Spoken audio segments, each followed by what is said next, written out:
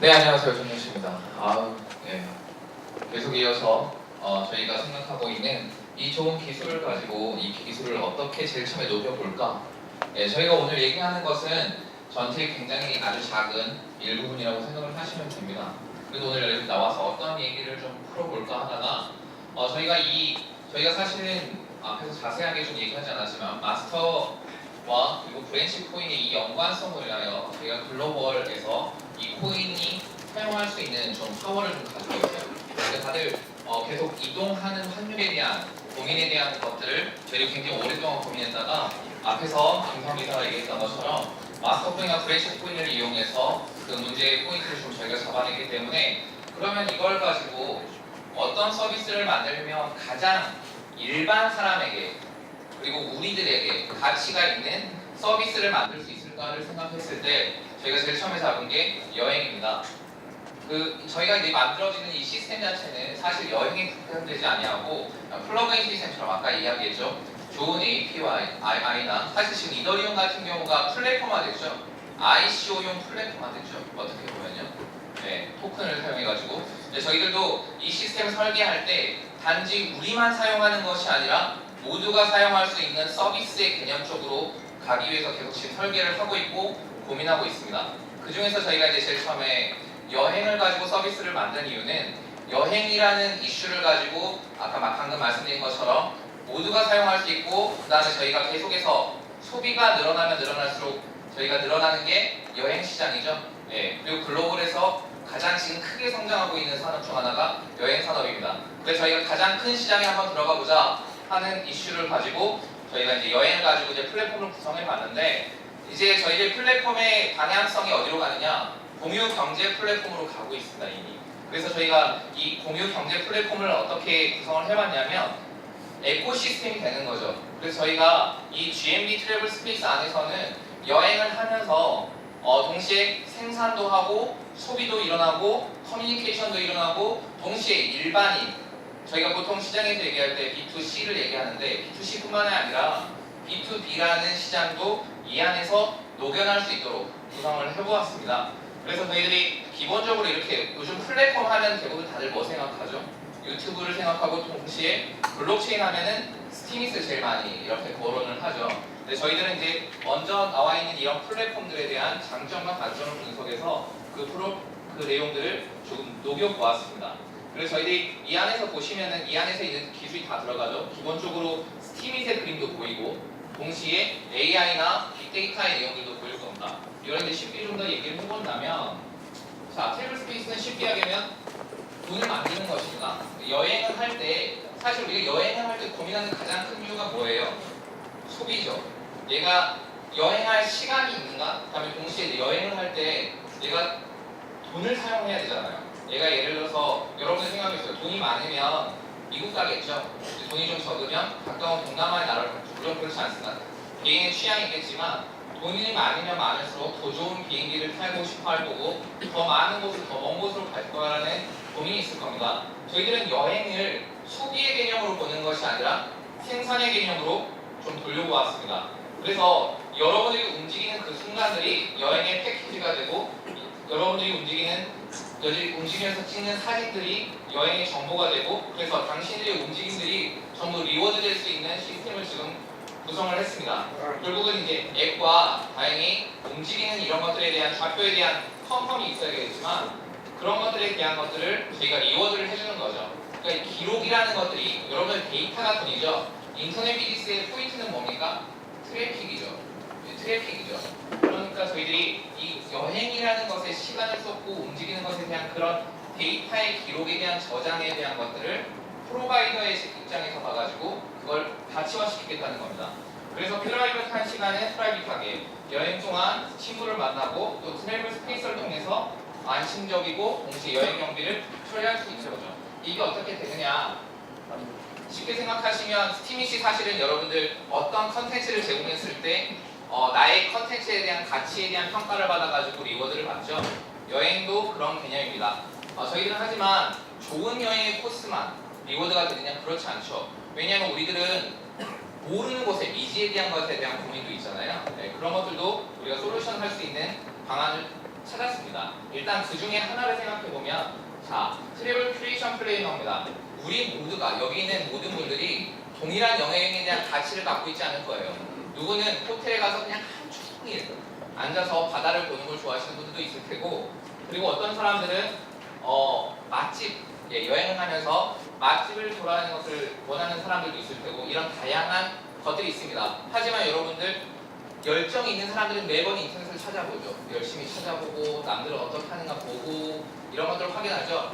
이제 트래블 스페이스가 셋업이 되면 그런 걱정할 필요가 없습니다. 왜냐하면 이미 맛을 좋아하는 사람들의 성향이나, 그 다음에 어떤 사람들은 휴식을 좋아하는 사람들의 성향이나, 아니면 또 익스트림 스포츠를 원하는 사람들의 여행 경로들을 저희들이 미리 파악해둔 것에 따라서 그 결과를 통해서 여행 패키징 서비스가 자동으로 제공되기 때문이죠. 그러니까 트래블 스페이스를 사용함으로 인하여 그런 고민에 대한 것들이 해결되는 것입니다. 자, 트래블 스페이스는 또 스타를 만든다고 얘기할 수 있습니다. 자, 제가 계속 메이커 머니, 메이커 스타, 메이커 크리에이션 이렇게 좀 쉽게 말씀을 드리는 이유가 이미 사실은 있는 서비스죠. 자, 여러분들, 제가 요즘 서비스에 대해서 고민할 때 제일 하는 얘기 중 하나, 한때 블루오션과 레드오션이 굉장히 떴습니다. 이유는 뭘까요? 블루오션 시장에 진입해야 된다, 레드오션 시장 가면 죽는다라는 얘기 되게 많이 하죠. 하지만 제가 생각했을 때 서비스는 누가 하느냐입니다. 누가 어떻게 만드느냐. 저희가 제일 처음에 도토리 서비스 만들어질 때, 싸이월드 서비스, 여러분들 아까도 뭐 얘기 나왔지만 다들 잘 아시지만 글로벌 서비스로 결국은 성공하지 못했어요. 하지만 그 서비스가 다른 곳에서 성공했죠. 여러분이 사용하고 있는 페이스북이나 아니면 인스타나 이런 것들이 새로운 서비스가 아닙니다. 그러니까 어떠한 서비스를 어떻게 누가 큐레이션해서 만들어내느냐가 문제인 것 같습니다.